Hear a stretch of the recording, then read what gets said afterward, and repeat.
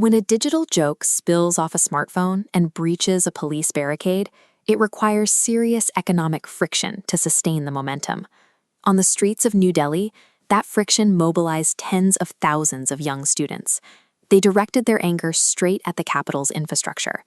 The immediate trigger was the systemic leak of the NEET-UG medical exam papers, a highly competitive, high-stakes test that determines the future of millions of medical aspirants was compromised. That breach compounded existing frustrations with the CBSE Education Board, where automated marking system glitches were already randomly invalidating years of intense study. These academic failures collided with a crushing economic reality. India possesses a massive youth demographic, but millions are graduating into an economy that cannot generate enough jobs to absorb them. For Gen Z Indians, doing everything right, studying relentlessly and passing the exams, no longer guarantees a functional future. The promise of a meritocracy collapsed. Traditional political parties completely missed this rising temperature. Established politicians were disconnected from the specific, daily anxieties of the student population, leaving a massive organizing vacuum. That void was filled by decentralized digital satire. Anonymous meme accounts, operating under the banner of the Cockroach Janta Party, began channeling this raw anger into highly coordinated logistics. Decentralized digital frustration mobilized a highly organized physical threat to the establishment. The target was the physical seat of power.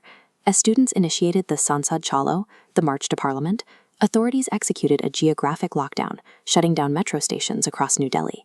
They paired that physical barricade with a digital one. Authorities ordered localized mobile internet blackouts, aiming to sever the cellular connections the protesters used to navigate and coordinate. The state also went on the offensive. Security forces deployed cell site simulators, hardware commonly known as IMSI catchers. This diagram shows the core mechanics of an IMSI catcher. It forces nearby mobile phones to abandon legitimate cell towers and connect to a fake base station. Once connected, it executes a cellular denial of service attack. It issues a tau reject command, silently downgrading the targeted phones to non-LTE emergency services without the user ever realizing their connection is dead. On the ground, the effect is immediate isolation. An individual protester looking at their phone is instantly stripped of their digital lifeline to the rest of the crowd. The state assumes that a decentralized movement relies entirely on centralized digital communication. If the network goes dark, the crowd should scatter. That raises a logistical problem. How do you direct a moving crowd of thousands when WhatsApp and traditional cellular networks are dead? The students countered the blackout by deploying smartphone ad hoc networks, or SPANs, using offline-first messaging apps like BridgeFi, Briar, and Zectra. These applications bypass cellular towers completely. They utilize the phone's built-in Bluetooth and Wi-Fi to form direct peer-to-peer connections. A single message daisy chains outward, hopping across the area. The protesters' physical bodies become the new network infrastructure. To prevent the state from reading these offline transmissions, the messages are secured with end-to-end encryption using X25519 key exchanges, blinding local interception efforts. This specific survival tactic has a proven track record. It was heavily battle-tested during the 2014 and 2019 protests in Hong Kong and in Iran, before it fueled the youth movement in India.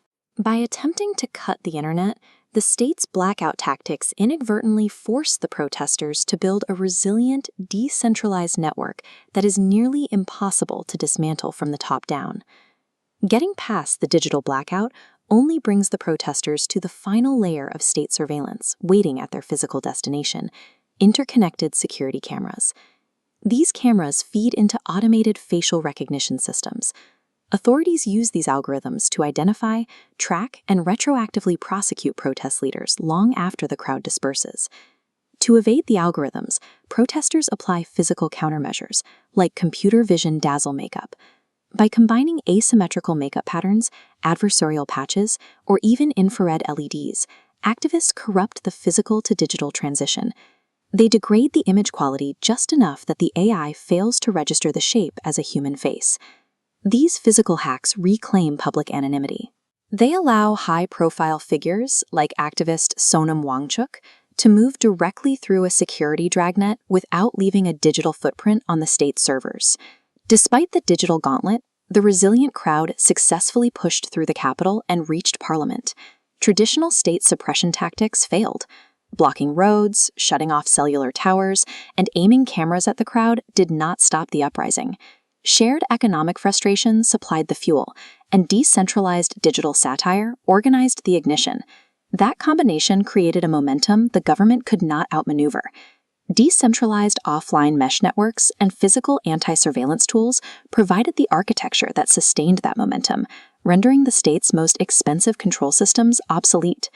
The Cockroach Janta Party is an internet joke, but in organizing the March to Parliament, it successfully field-tested a technologically hardened blueprint for democratic accountability.